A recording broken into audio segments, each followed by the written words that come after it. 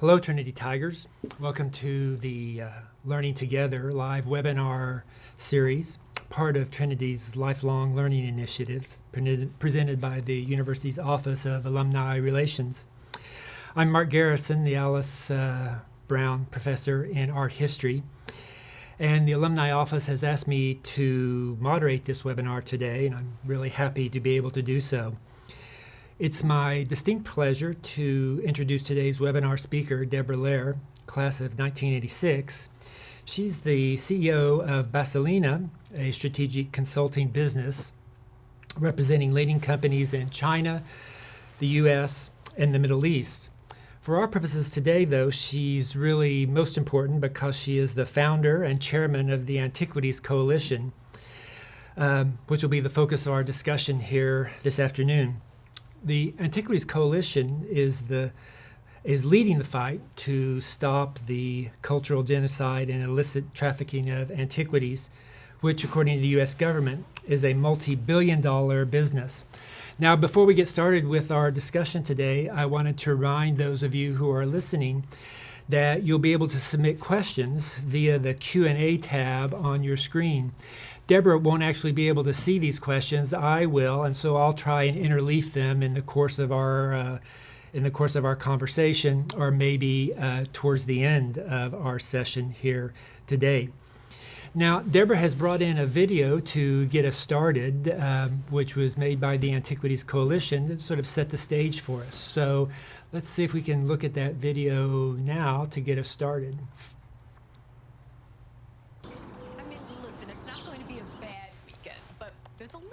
Weather in the mix, and Sunday is looking phenomenal. 80 with sunshine by afternoon. 72 tomorrow with the chance for showers. We'll start the morning off with a little bit of wet weather.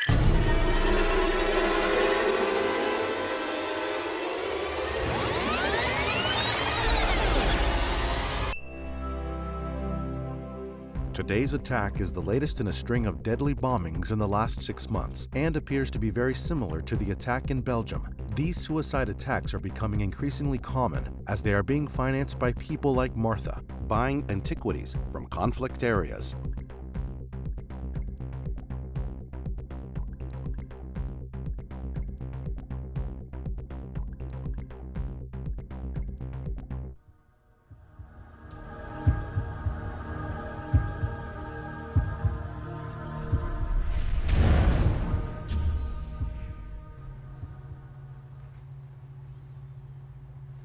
Okay, great. Deborah, welcome. Thank you for being with us today.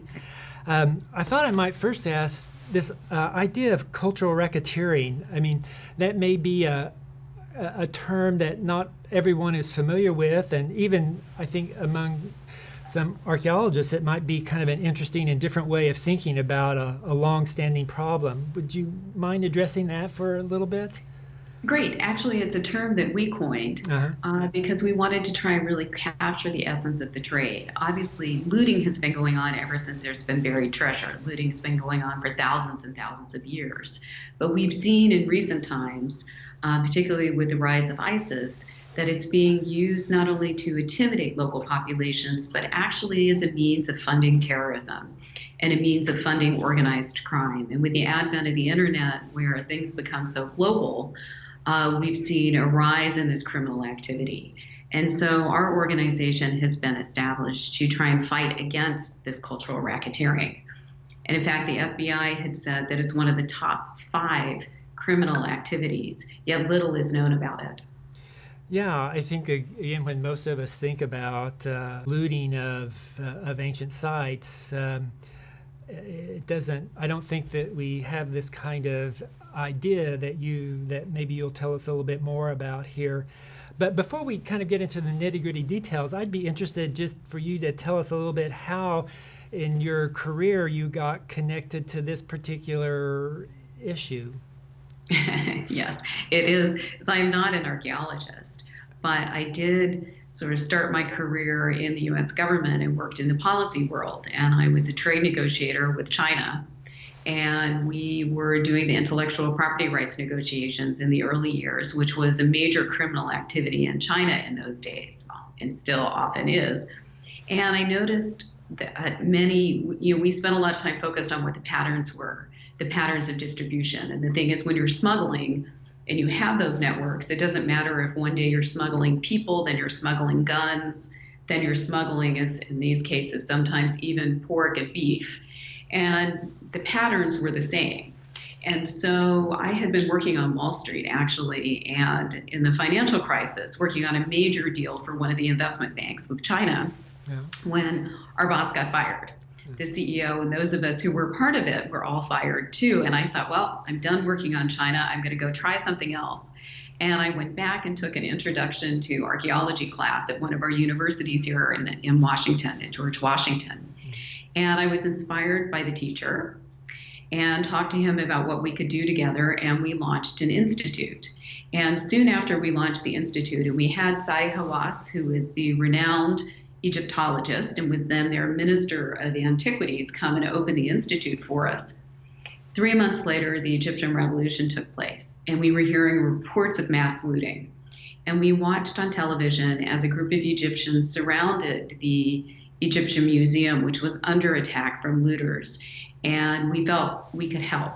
And so we put together a diverse group of experts, put together a white plan, sent it off to the Egyptian embassy, and they invited us to Cairo to come negotiate a public-private partnership in ways that we could help. So that's kind of a long answer, but that's really how we got started, and particularly when we could see the size of this criminal activity and how the patterns in the looting of antiquities are very similar to the patterns that we had seen in intellectual property rights crime. Yeah, wow. That's really interesting. It's good to know that one archaeology course can lead to such great things, isn't it? So I guess one question that people often have for me, and I'm sure you've encountered this as well, is, the images that we get from many parts of the world, especially what we today call the Middle East, just horrific suffering. And so oftentimes people want, when all of these human lives are at stake, why should we care about these objects? Yes, we get that question a lot, and obviously the protection of human life is critically important, and in times of war, in times of conflict, that has to come first. But what we've seen is a number of these terrorist organizations use this destruction of cultural relics, the destruction of history that's meaningful and important to these communities, as a means of intimidation, as a means of trying to erase history and create a new history around these terrorist beliefs. And even as the minister of Iraq had said to us, these are not just statues, these are not just stones, these are representative of who we are and what we believe. And so we feel it's very important in times of crisis to help protect them. The attacks, like ISIS have been doing on a number of the museums or against the structures in Palmyra, the intent is multifold. One is to intimidate. It's a precursor, we have found, or UNESCO actually has found, that attacks against historic sites actually are a precursor to genocide. Mm-hmm. And so it's one of the patterns to look for. If you can stop that, you perhaps can stop some of the genocide that follows.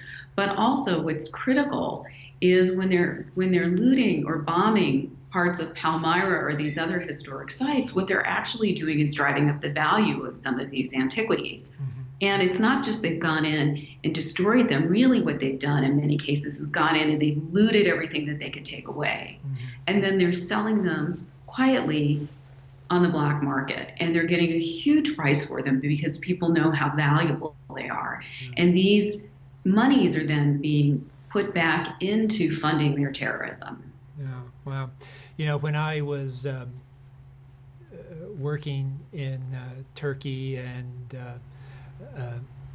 I worked in Tunisia a little bit as well, what struck me, which goes to what you're talking about, is the connection that local people have to this very distant past. It's a really interesting phenomenon.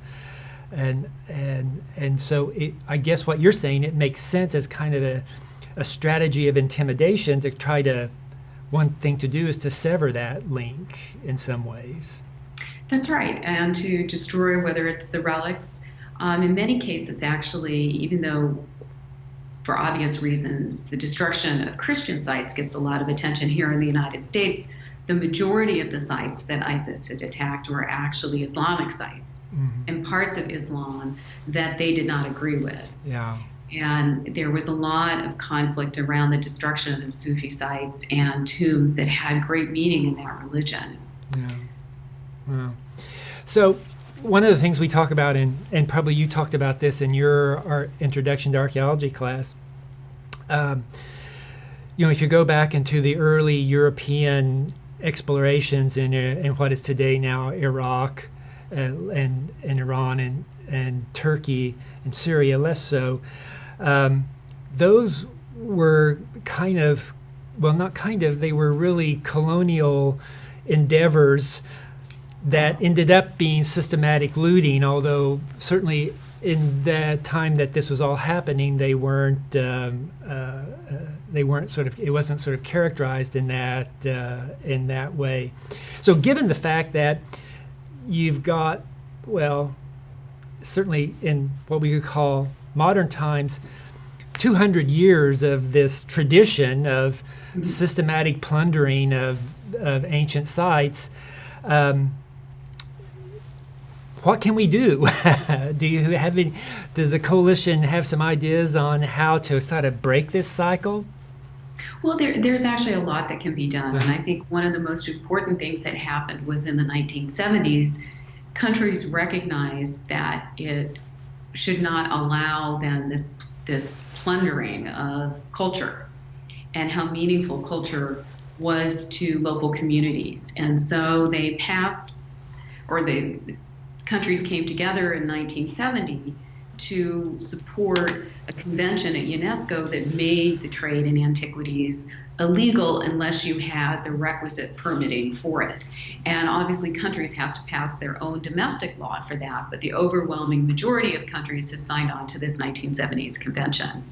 It's also in the Hague Convention, and the Hague Convention has made a crime to attack historical sites during times of conflict. And in fact, for the first time in recent times, the ICC, the International Criminal Court, actually took someone to court in Mali for the destruction of these sites and found him guilty. And that was a significant step. And so going to your point, I think what we've worked really hard at the Antiquities Coalition to raise awareness about this crime, but also to build up the political will necessary to bring about the kind of, whether it's legal change or policy change or action that we need to see, not coming from ministries of antiquities, which tend to be the weakest in the system, but to get the militaries, to get the foreign affairs, to even get the presidents or treasury secretaries to recognize this is incredibly important. And so we've seen a lot of progress like that. We've had resolutions, 3 resolutions in recent time passed through the United Nations.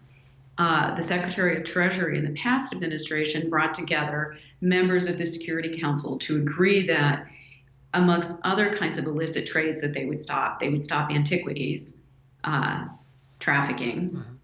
We had it announced at the G7. It's been raised at the OECD. So it's really starting to become one of the mainstream issues. Right. Do you think that, because the 1970 agreement, you hear a lot about it. That is, as archaeologists, we hear a lot about it, and it's certainly something that is on the radar. But do you think it needs to be revisited, and maybe there needs to be a new kind of threshold issued? Or it sounds like you're kind of doing that in a lot of different venues. But do you think that is a possibility, or do you think it's needed? I do think it's needed. I think it's very difficult for several reasons. One, you have to get consensus among so many different entities, including what we would call the supply countries like an Egypt, a Syria, an Iraq, a Yemen, a Libya, who are home to these Asian antiquities. With the supply countries, the United States has the largest art market, and there are many who would oppose, those in the art world who would oppose changes to UNESCO. But even the fact that the United States isn't even a member of UNESCO at this point. So that part is even irrelevant. But putting that aside, all the law is voluntary. And so what we need are countries to adapt their own laws or their own policies to reflect this. I think when Irina Bokova was head of UNESCO, she did all that she could to try and both raise the profile of this issue in the context of what was happening after the Arab Spring and the breakdown of civil society and the governments there, when there was mass looting going on across the country, across the region, and certainly by these terrorist organizations. But UNESCO isn't really the UNESCO doesn't react quickly. And Italy actually took the lead in trying to create blue hats for culture so that peacekeeping troops could go in certain circumstances to try and protect cultural sites. But until we see a policy adopted more broadly, including military in protecting these sites, not that we think we're going to see, Air Force planes bombing to protect historic sites, but as part of an overall mission, when they're looking at how to protect a country or as part of the reconstruction, that they would include protection of these antiquities. That would make a significant difference. So here's just a kind of crazy idea, and you can tell me why it wouldn't work. And it's kind of embedded in a lot of what you said, but why not just at least, so we can't control a lot of it, but what we can control is what happens within our geopolitical borders. So would it be impossible to get a law passed that just said, it is illegal to bring any antiquity into the country from here on out? Yes, it would be impossible as much as we may like it. There is a legitimate trade. And what our focus has been on is not to stop the legitimate trade, but to focus on the illicit trade, because that's where we can come together with the museums, with the art community, with the dealers, with the auction houses. And they're a pretty powerful lobby. The challenge has been a lot of them don't act responsibly. And so when it comes to things like provenance research, when you have the Metropolitan Museum in New York over the past 2 years returning up to 4 pieces that have been looted, you know that they're not spending the time that they should be doing their provenance research before accepting these artifacts. And in 2 cases recently, they were artifacts donated by a gentleman, Michael Steinhardt, who had a history of dealing or collecting illicit antiquities. He's known as the father of the hedge fund industry. His offices in his home were raided, not this past January, the January before, by a newly established art crime squad in New York, which is the largest art capital of the world. And they seized a number of illicit antiquities at his home and his office. So, that then raises a really difficult question, doesn't it? And that is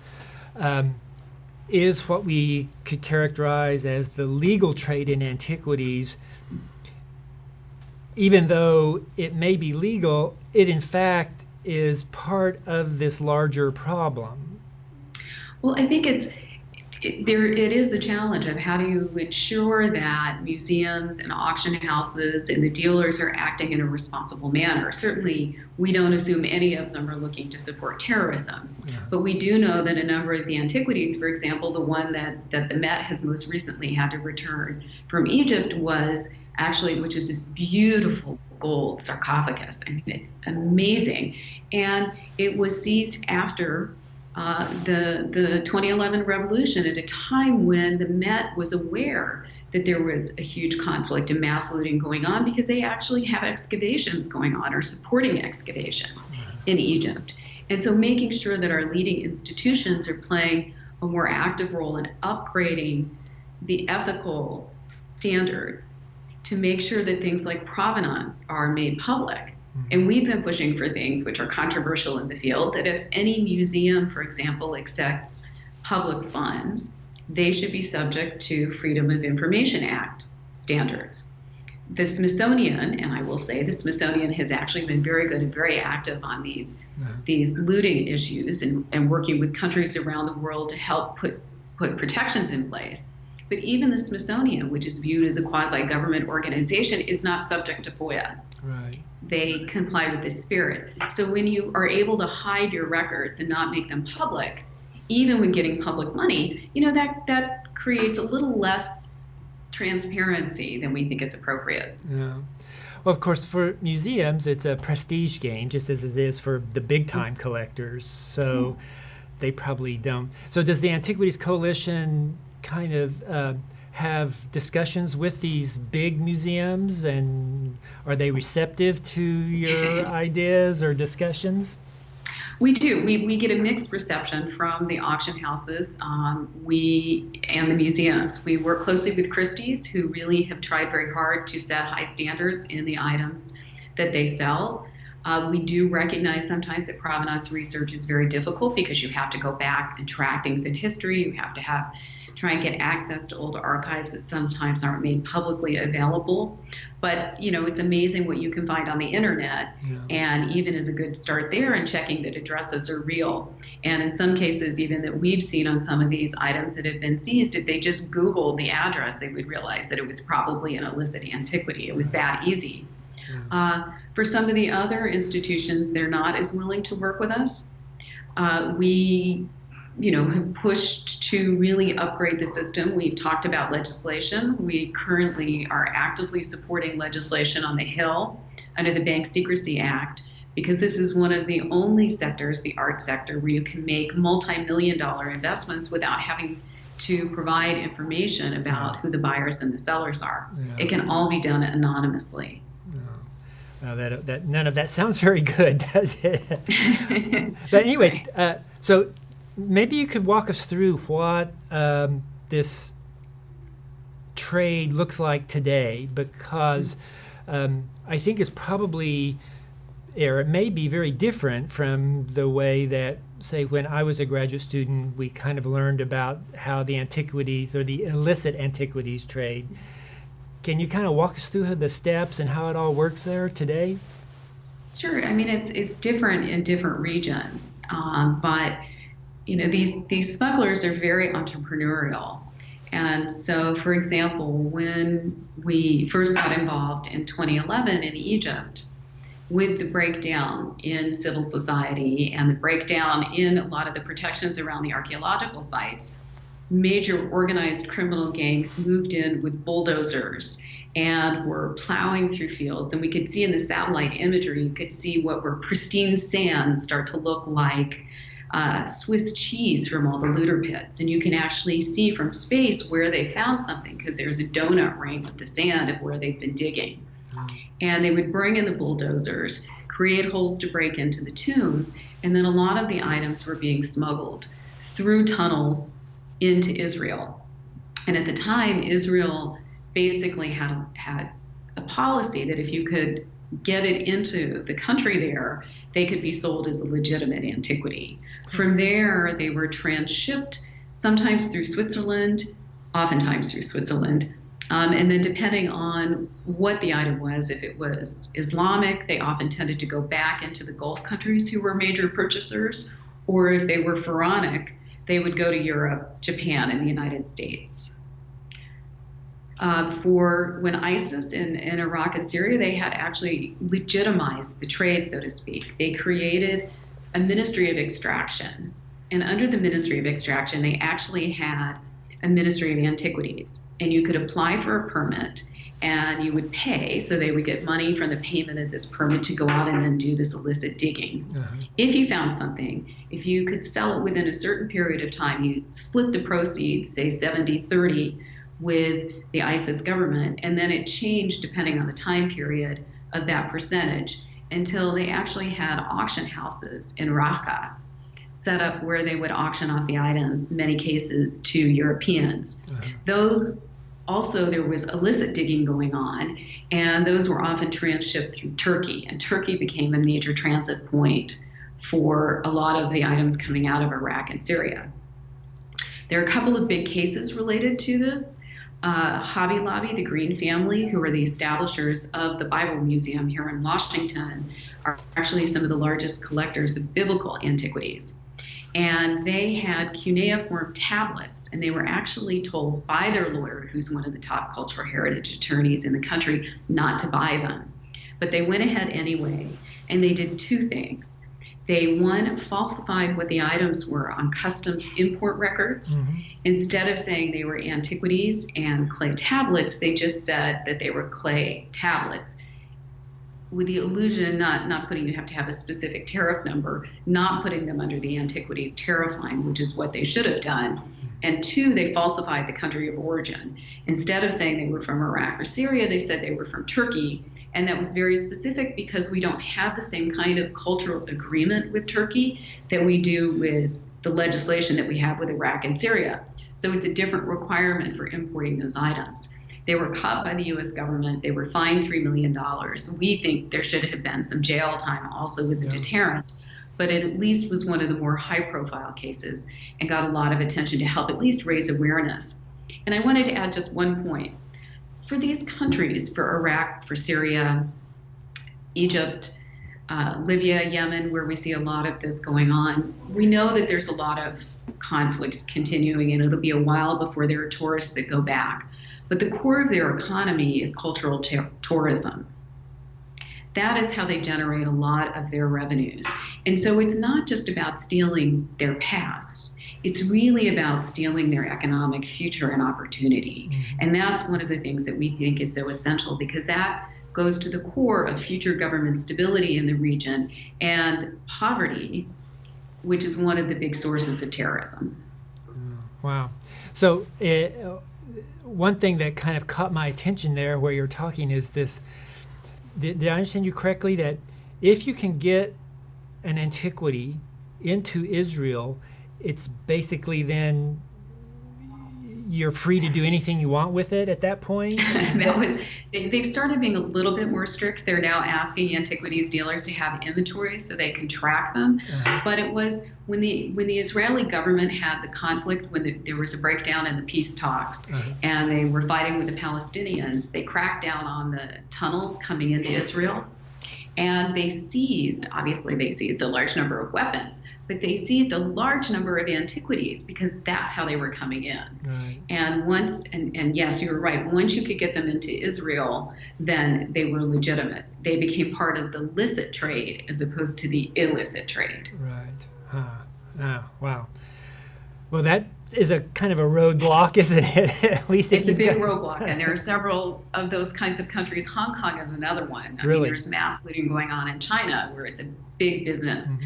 now to buy Chinese antiquities, and it's the same thing. If they can get into Hong Kong, they tend to go into the legitimate trade. Now, if these countries can go prove, and that's a big burden of proof, particularly if something has been dug illegally, you don't even know about those excavations. It's one thing if it comes out of the museum, it's different if it's come out of the ground.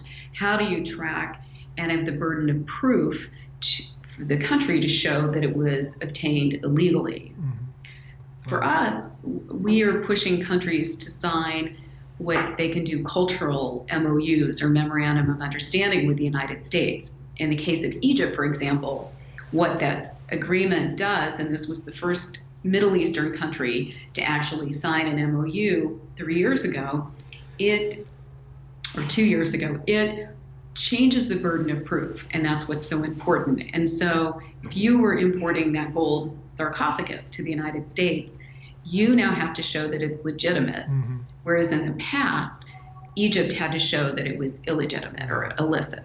Yeah. And we have that agreement only with Egypt, is that correct? Or so we started with, we had legislation that was passed because it was an emergency situation with Iraq after the looting of the Baghdad Museum. Uh-huh. And there were no other Middle Eastern countries or North African countries that had any of these agreements, despite the crisis going on and the mass looting that was occurring. So our organization worked very closely with the Egyptian government and with the State Department to get this agreement signed. Mm. And it set a standard for the rest of the Middle Eastern countries. And now we've had one passed with Libya. We're working on, if we can, emergency sanctions. Hopefully Treasury will do an executive order to stop the import of Yemenis antiquities, which are supporting terrorism in Yemen with the Houthis and supported by Iran. But Also, Libya has passed, and there are requests from Algeria and a number of the other countries that are on track to have hearings to get these agreements in place. Wow. Well, that all seems good then. So in the video that we started with, again, I was kind of struck by how very different the buying process is from, again, when I was coming up. The idea of buying an antiquity generally involved, a dealer in Switzerland or a representative in New York or Los Angeles. In other words, it was a kind of a high stakes thing to buy an antiquity, Right. Other than just obviously going to a country and someone trying to sell you something. But that seems very different now with the internet. Is that correct? That is correct. The internet has really transformed the whole buying process of antiquities, as well as the rise of confidential apps like WhatsApp. And it used to be in the old days, if you were interested in purchasing an antiquity, you went to a dealer or to an auction house, you inspected the item, you looked at its provenance, and you would make a purchase, having seen it. Now, most of these dealers and auction houses supply their catalogs online, and so you don't need to go to the site. They can have many, many more antiquities than they used to in the past because they can keep them in a warehouse. They don't have to keep them on Madison Avenue in a very expensive shop. Right. And in some cases, there's been a lot of online auction houses that have arisen that are dealing in these antiquities, and it's very difficult to actually ensure that not only are these legitimate antiquities, but they're not fake. We saw actually a real rise of the sale of antiquities, particularly small ones, not the major ones, but on eBay. Oh. And we, with the permission of the Egyptian government, actually bought a few of them and had them verified that they were illicit antiquities. They were not fakes. And we could tell generally, given what they looked like, where they came from in Egypt, and the fact they still had dirt on them showed that they had been excavated fairly recently. Mm-hmm. eBay worked with the Egyptian government to try and come up with some protocols to take down their items, but there's still a long way for us to go in trying to get a handle on the illicit trade that's taking place online. Yeah. So how do we inform the, I guess you would call, casual buyer of antiquities, not the high level collector who has a penthouse apartment full of antiquities, but what can we do, or does the coalition think we do to better inform the casual collector? I guess the person in your video who's drinking coffee in their kitchen and orders up a figurine. Yes, well, that's one of the reasons we did the video. One is really to raise awareness, and what was so interesting is while we did get a number of hits here in the U.S. and it was watched, it was wildly popular in the Middle East. Oh yeah, it was viewed many times.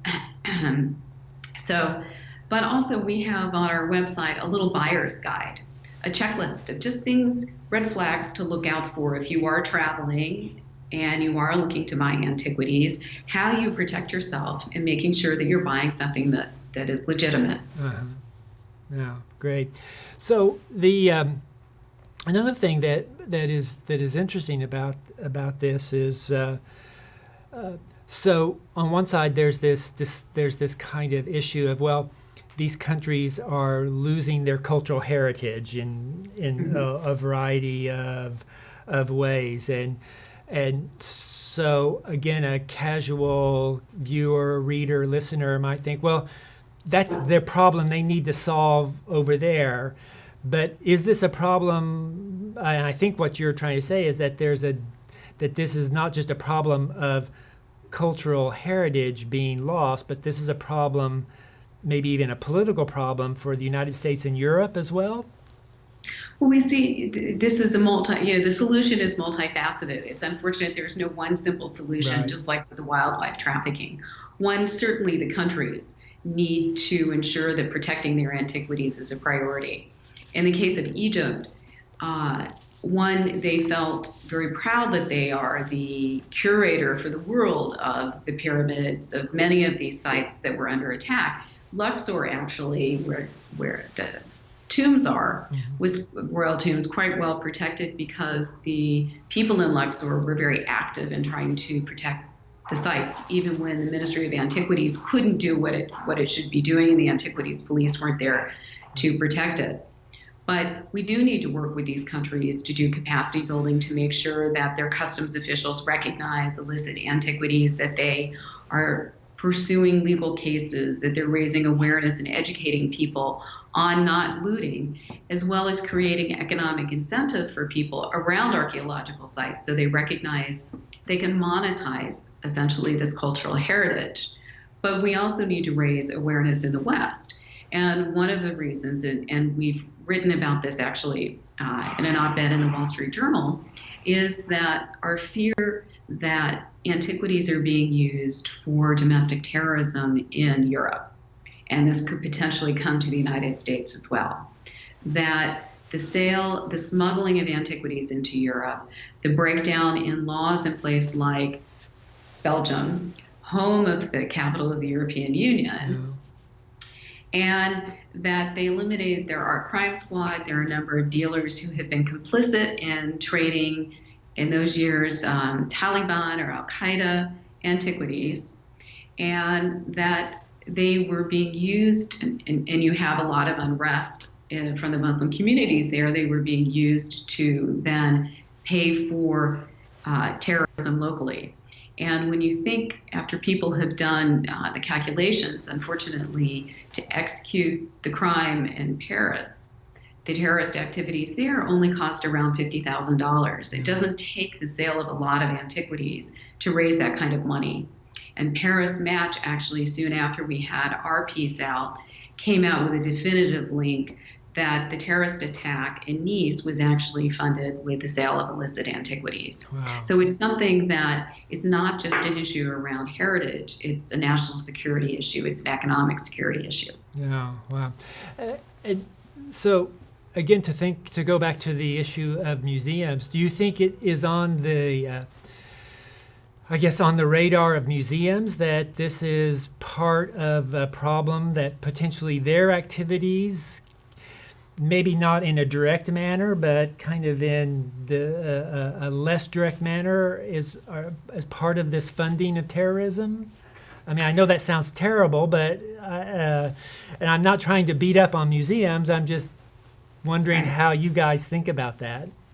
Well, I think certainly the major museums recognize that, and a number of the smaller museums have actually been burned recently. Mm-hmm. There was a major art dealer in Southeast Asian art who was based in Manhattan, and he is called Kapoor, and he actually is being investigated by the Manhattan DA's office now. He's been arrested and is in India, but he was selling illicit antiquities to major museums around the world. Uh-huh. So Australia, a number of these other countries have had to return to India and other parts of Southeast Asia these antiquities. In fact, the U.S. government right now has a warehouse filled with $100 million of looted antiquities just from this one dealer. Oh my God. Just this one dealer. And the scale of it is, I mean, obviously for billionaires it's not, but it seems like it's a lot. So a couple times you've mentioned the Manhattan DA's office. Why are they so critical in all, are they like, well, what is their story? Why are they so important in all of this? Or why, at least in what we've been talking about, they've come up several times? So two reasons. One, New York is the art capital of the world. Right. And so the United States is the largest art market. It's New York. That's where a lot of these antiquities are destined. But two, it shows really where individuals make a difference. And it's because of a gentleman, Colonel Matt Bogdanis.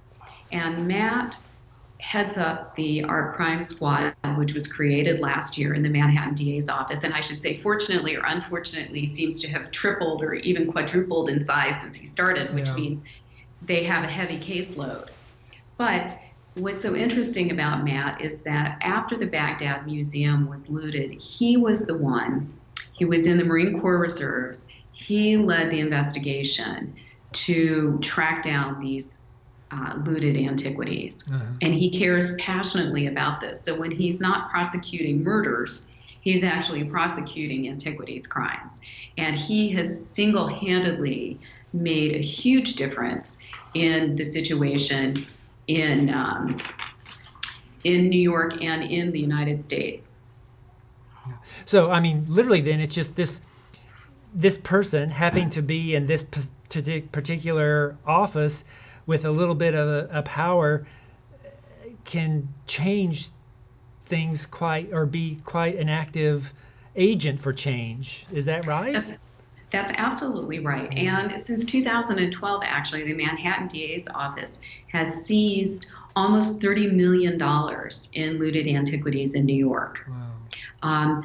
Also in New York, the Customs and Enforcement agents there, the head of the archaeological unit for ICE is in New York, and they have been incredible in how aggressively they've been pursuing a number of these seizures. And they've seized items from around the world. We've participated, been very fortunate to participate in a number of the repatriations that they've made.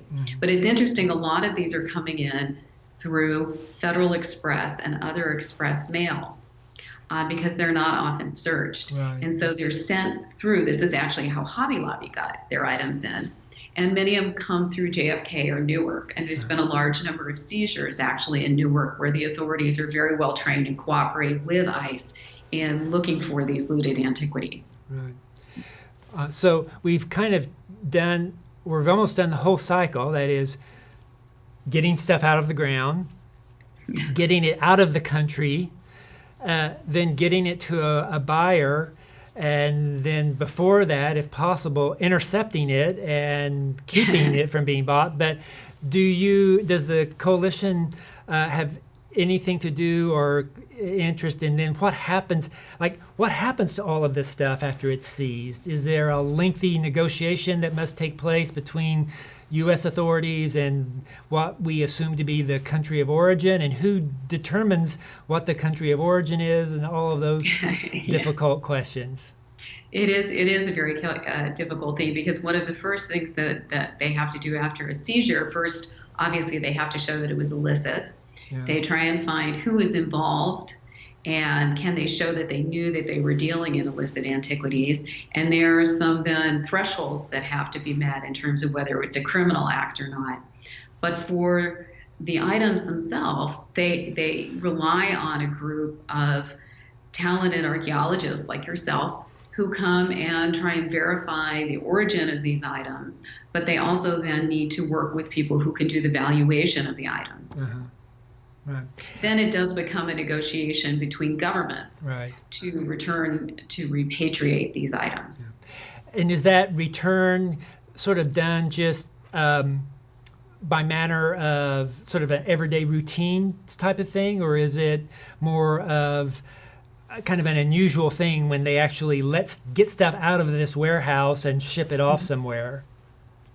Often the U.S. government likes to show that it's been very active, but it's an important moment. And so there have been some large repatriation ceremonies that have taken place, particularly here in Washington for Egyptian, Iraqi, and some other items that have gone back. So here's my last. There'll be a very good one when I recommend people look up the gold sarcophagus that the Met has. Yeah. That will be a beautiful ceremony in New York. Awesome. When that one is repatriated. So I have one last question for you, and thank you for bearing with me during all of this. If you could isolate two areas of the world that you think this problem is most critical, what two places would you highlight? I would say the Middle East and North Africa, and I would say Southeast Asia and China. Okay. Two areas where there's mass looting still. Okay. Deborah, thank you so much for joining us today. We really appreciate this and all of this. You know, again, as an archaeologist, the work that you're doing is just invaluable, and so we thank you for that. For the So we have one question here that I haven't covered. Are you willing to take one more question Yes, here I real am. quickly? And this is a Trinity-focused question. So was there something in particular at Trinity that kind of helped in your career movement in this direction? Or a memorable aspect of your Trinity years? It was interesting. I spent 2 years at Trinity, actually, my sophomore and my senior year. I transferred in because I grew up in Europe, and my parents had moved to San Antonio, and I came for my sophomore year and actually went to China. I was inspired by one of the professors, Dr. Stessinger, who was teaching international affairs at the time, and it was quite unusual for people to go, but he inspired me and I went to study Chinese. And that changed my whole career trajectory by going and spending 6 months in China. And it truly was a rewarding experience. So I credit Trinity for really creating the start of my career, not necessarily in antiquities, but definitely in the whole China focus. Yeah, well, super. Well, again, thank you so much. And all of you who joined today, we want to thank you as well. And I just want to announce that the next webinar is scheduled for the 23rd of April. And the topic will be obviously different, and that is titled Happiness in the Workplace. It'll be a live conversation with Valerie Alexander, class of 1990, and Trinity's psychology professor, Harry Wallace, will moderate that discussion. So thank you all again, and thank you again, Deborah.